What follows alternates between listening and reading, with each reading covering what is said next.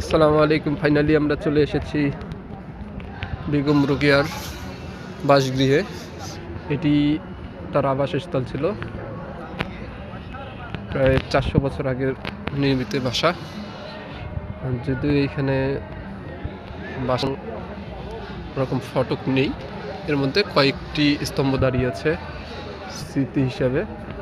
তো এখানে একটা মজার বিষয় হলো 400 বছর আগে, আমরা যতটুকু জানি ইতিহাস থেকে, 400 বছর আগে এই ধরনের ফটক বা বাসাগুলো তৈরি হয়েছিল, যার কিছু স্মৃতি বিজড়িত ফটক এখনও দাঁড়িয়ে আছে, স্তম্ভ বলতে পারেন।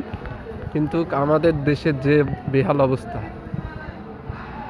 যেটা না বললেই নয়, গত বছর যদি কিছু বানিয়ে থাকে, এবছর ওইটা নিয়ে টেনশনে থাকি, যেটা দাঁড়িয়ে থাকবে নাকি যে কোনো সময় ভেঙে পড়বে। তো এই জন্যে আর কি এই সময় বলা যায় যে সেই সময়ে বলে গেছে, সবাই পায় সোনার খনি আর আমরা পাই চোরের খনি। চোরেরা রডের বদলে দেয় বাঁশ, আর সিমেন্ট বালুর বদলে দেয় আমার মনে হয় ঘাস, যেটা সময় ফুরানোর আগে নিজেরাই ফুরে যায়। তো এইটাই তার একটা উষ্টম দৃষ্টান্ত। ধন্যবাদ।